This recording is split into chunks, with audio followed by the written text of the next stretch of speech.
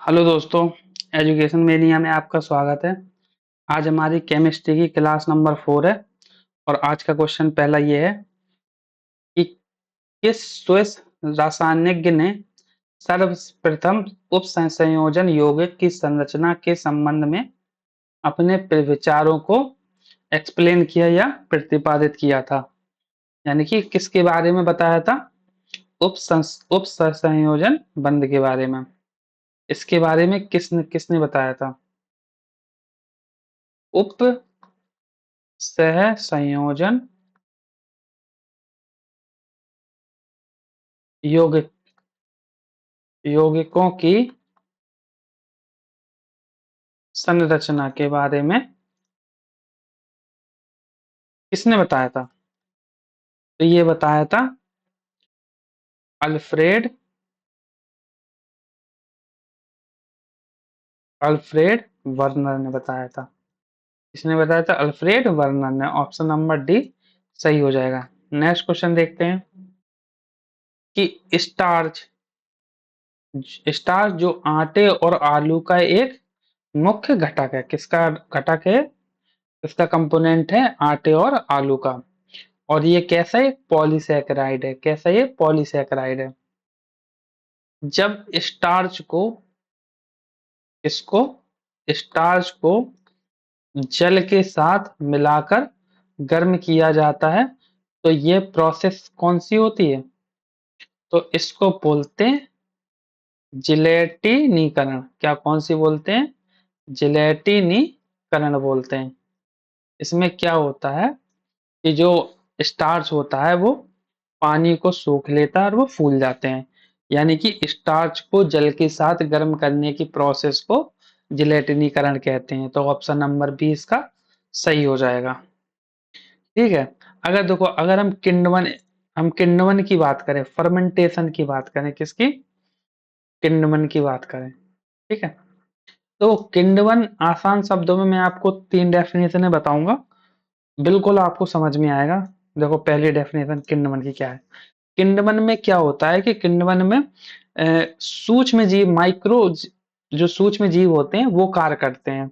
जैसे bacteria, east जैसे सूक्ष्म जीव कार्य करते हैं। कौन कार्य करते हैं? बैक्टीरिया या ईस्ट जैसे सूक्ष्म जीव इसमें वर्क करते हैं। कौन वर्क करता है? बैक्टीरिया या ईस्ट। एक मिनट। बैक्टीरिया या ईस्ट जैसे सूक्ष्मजीव वर्क करते हैं। ठीक है। और ये करते क्या है? ये जो होते हैं चीनी या स्टार्च को तोड़ते हैं। ये किसको तोड़ने का वर्क करते हैं? ये किनको तोड़ते हैं? चीनी, शुगर या स्टार्च को तोड़ने का कार्य करते हैं। स्टार्च को तोड़ने का कार्य करते हैं। सबसे पहले इसमें कौन काम करता है? जी, बैक्टीरिया और यीस्ट जैसे सूक्ष्म जीव वर्क करते हैं। इनका काम क्या होता है? चीनी या स्टार्च को तोड़ना। चीनी या स्टार्च को तोड़ देते हैं तो इसके इसके बाद क्या होता है? जो हमारी शुगर होती है ना, तोड़ने टूटने के बाद जो हमारी शुगर होती है ये अल्कोहल या एसिड में चेंज हो जाती है। किस में चेंज हो जाती है? अल्कोहल या एसिड में चेंज हो जाती है। ठीक, इसी प्रोसेस को क्या बोलते हैं? किण्वन बोलते हैं। जैसे ब्रेड का बनना, ठीक है, और जैसे और भी, जैसे दूध दूध दही बना, दूध से दही या छाछ को बनाना, ये क्या है? ये सब कौन सी किसके एग्जाम्पल है? ये एग्जाम्पल है किण्वन के। ठीक है। अगर हम अगली डेफिनेशन देखें इसमें, ऑप्शन में थी साबुनीकरण। कौन सी किरण? साबुनी साबुनीकरण क्या होती है? ठीक। देखो, साबुनीकरण को मैं एक लाइन में आपको डिफाइन कर दूंगा। जैसे क्या होता है, क्या है? या तो हमारा बसा या फैट या तेल, बसा या तेल को हम प्रबल क्षार के साथ प्रबल क्षार के साथ क्रिया कराते हैं तो या तो साबुन बनता है, क्या बनता है, साबुन बनता है, या ग्लिसरॉल बनता है, क्या बनता है, ग्लिसरॉल बनता है। जैसे बसा या फिर बसा या तेल को प्रबल क्षार के साथ हम प्रोसेस कराएंगे, रिएक्शन कराएंगे, तो साबुन या ग्लिसरॉल बनेगा। देखो, अगर हम प्रबल क्षार की बात करें तो ये भैया प्रबल क्षार कौन होते हैं, तो मैं आपको बता दूं प्रबल क्षार होते हैं NaOH यानी कि sodium hydroxide, KOH potassium hydroxide, CaOH का होल ट्वाइस, इसे बोलते हैं कैल्शियम हाइड्रोक्साइड। यानी कि फैट या तेल को इन तीनों में से किसी एक के साथ हम प्रोसेस या रिएक्शन करा देंगे तो साबुन या ग्लिसरॉल हमारा हमारा ठीक है। एक और इसकी डेफिनेशन मैं पीछे वाली स्लाइड में बता देता हूं आपको यहीं पे। इसमें एक आप याद रखनी है, जैसे ये वाली कौन सी, हम्म ये कैरेमलाइजेशन। अब ये कैरेमलाइजेशन क्या होता है, ठीक है, तो मैं आपको बता दूं कि ये क्या होता है। जब देखो, जब जब हम चीनी को चीनी को गर्म करते हैं, क्या करते हैं, गर्म करते हैं, तो ये चीनी गर्म करने के बाद ये चीनी किस रंग में परिवर्तित हो जाती है, भूरे रंग की हो जाती है, भूरे रंग में चेंज हो जाती है। इसे क्या बोलते हैं, कैरमलाइजेशन बोलते हैं। मैंने आपको किण्वन बता दिया, साबुनीकरण बता दिया और कैरमलाइजेशन बता दिया। आपको इनको याद रखना है, आपके लिए बहुत ज्यादा यूजफुल है, ठीक है। तो नेक्स्ट क्वेश्चन देखते हैं कि कौन सा शब्द है जो रासायनिक अभिक्रिया में अभिकारकों और उत्पादकों की मात्रात्मक अध्ययन को संदर्भित करता है। यानी कि अभिकारकों और उत्पादकों की मात्रात्मक अध्ययन करता है, तो कौन बताता है, तो option number B, stoichiometry, stoichiometry, option number B सही हो जाएगी। ये देखो, केमिस्ट्री में क्या है कि देखो, जिसमें कुछ क्वेश्चन इसमें मैक्सिमम हमको स्टैटिक्स के तौर पर हमको याद करना है, वन लाइनर के तौर पर, ठीक है। जिसकी डिटेल यूजफुल होगी मैं उसकी डिटेल बताऊंगा, और जिसकी मैं अगर डिटेल नहीं बता रहा हूं तो आपको एज इट इज एग्जाम में देखने को मिल जाएगा। आप एज इट इज इनको स्टैटिक्स के फॉर्मेट में आप इसको याद कर लें। देखो, एक्वा का मतलब होता है जलीय, क्या होता है, जलीय होता है, ठीक है। इसमें क्या है कि सोडियम सल्फेट को बेरिलियम क्लोराइड के साथ रिएक्शन करवाया है, तो बेरियम सल्फेट और NaCl बना है। तो ये बेरियम सल्फेट का जो बना है ना, तो ये क्या सॉलिड बना है या क्या बनता है, तो आप इसको डायरेक्ट याद करें, बेरियम सल्फेट का ये सॉलिड बनता है, सॉलिड प्रेसिपिटेट बनता है, यानी कि सॉलिड अवक्षेप बनता है। तो ऑप्शन नंबर इसका डी सही हो जाएगा, इसको याद रखें। सारे एक्वा होते हैं, सिर्फ बेरिलियम सल्फेट सॉलिड बनता है, ठीक है। नेक्स्ट क्वेश्चन देखते हैं इसका। एक प्रयोग के दौरान लोहे की कील को कॉपर सल्फेट के विलयन में रखा जाता है और कीलों पर लालिमा युक्त भूरे रंग की परत जम जाती है।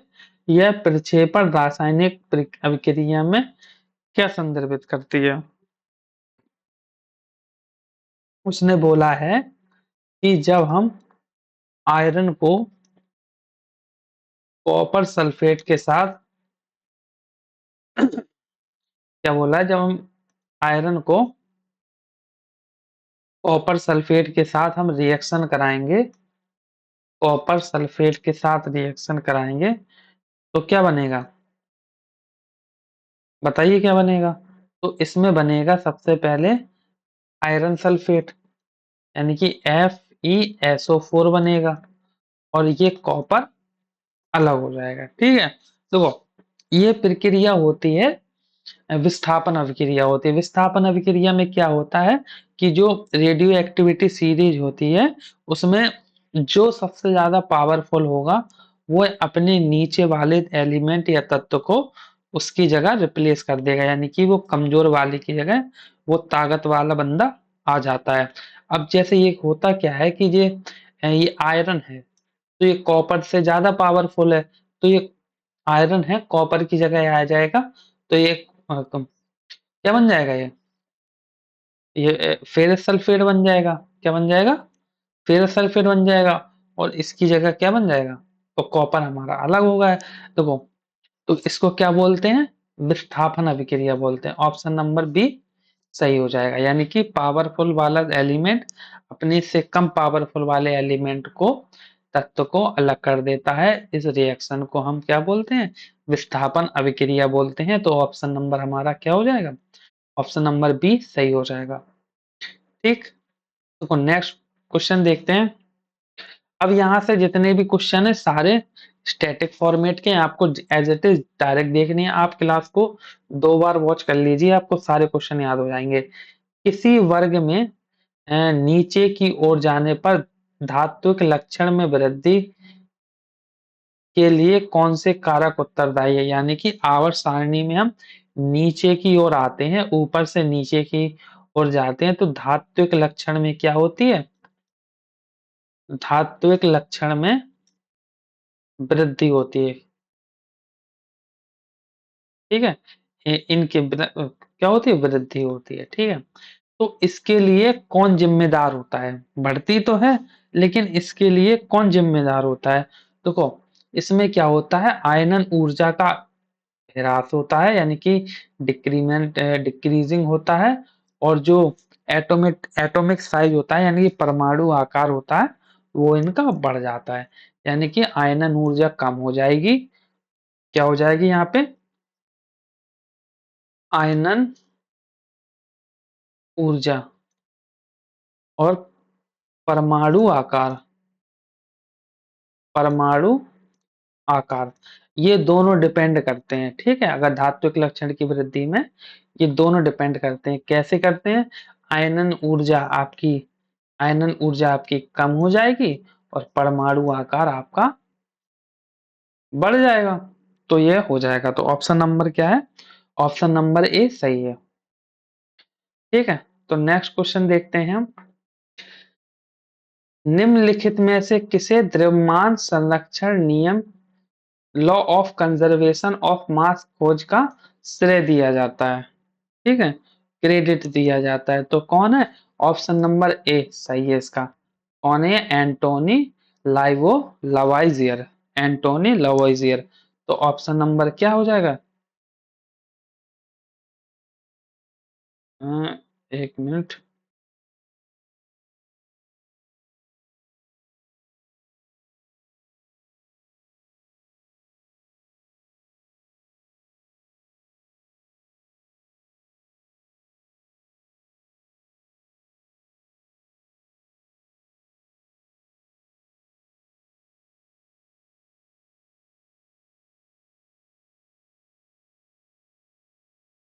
तो इसका ऑप्शन नंबर कौन हो जाता? ऑप्शन नंबर ए सही हो जाएगा, एंटोनी लवाइजियर। ठीक, और नेक्स्ट क्वेश्चन देखते हैं हम। आधुनिक आवर्त सारणी में किसी वर्ग में नीचे और जाने पर इलेक्ट्रॉनों की संख्या में क्या परिवर्तन होता है? ठीक है, तो अगर इसमें इलेक्ट्रॉनों की नंबर पे पूछे, संख्या पर पूछे, तो इसमें कोई चेंजमेंट नहीं होता, कोई परिवर्तन नहीं होता, यानी कि समान रहती है। कैसी रहती है? समान रहती है। ठीक है, उसमें बताया था धात्विक लक्षण में कैसी होती है? धात्विक लक्षण में वृद्धि होती है। ठीक है, इसके लिए कौन जिम्मेदार होता है? बताया था आयनन ऊर्जा जिम्मेदार होता है और परमाणु आकार जिम्मेदार होता है। इसमें आयनन ऊर्जा हमारी घट जाती है और परमाणु आकार बढ़ जाता है। तो ऑप्शन नंबर ए सही हो जाएगा। नेक्स्ट क्वेश्चन बोलते हैं, हाइड्रोजन आयन स्वतंत्र रूप में ही नहीं रह सकते। इसमें बोल रहा है कि हाइड्रोजन हमारे आयन जो होते हैं खुले में नहीं रह सकते, स्वतंत्र नहीं रह सकते। लेकिन ये जल के अणुओं के साथ मिलकर रह सकते हैं।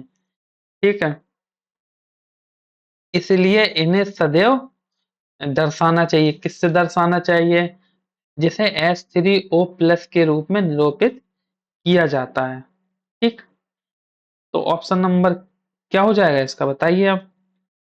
ऑक्साइड आयन बोलते हैं इसे, हाइड्रोजन हाइड्रोजन गैस बोलते हैं, हाइड्रोनियम आयन बोलते हैं, या हाइड्रोक्साइड आयन बोलते हैं। तो इसे क्या बोलते हैं? हाइड्रोनियम आयन बोलते हैं। हाइड्रोनियम आयन को कैसे बोलते हैं? H3O+, इसे क्या बोलते हैं? हाइड्रोनियम आयन हाइड्रोनियम आयन बोला जाता है। तो ऑप्शन नंबर सी इसका सही हो जाएगा। ठीक है, कौन सा तत्व आघात वर्ध यानी कि मैलिएबल है, ठीक है, तथा ऊष्मा एवं विद्युत का सुचालक है? Which of the following elements is malleable and good conductor of heat and electricity, यानी कि ऊष्मा और विद्युत दोनों का सुचालक होता है। ठीक है, तो इसको आप डायरेक्ट स्टैटिक्स में याद रख लें, तो ऑप्शन नंबर 20 का सही हो जाएगा, बेरियम इसका सही हो जाएगा। ठीक है, आज ये हमारा लास्ट क्वेश्चन था आज का। आई होप आपको क्लास अच्छी लगी होगी। देखो, आपको क्लास अच्छी लगी हो, अगर इसमें क्लास में अगर कोई भी कमी आपको दिखती है या आप कोई भी और इम्प्रूवमेंट चाहते हैं तो हमें कमेंट करके जरूर बताएं। ठीक है, अगर आपने लास्ट तक देखी है क्लास, ठीक है, तो चैनल को लाइक करें, सब्सक्राइब करें। Thank you for watching this video. धन्यवाद।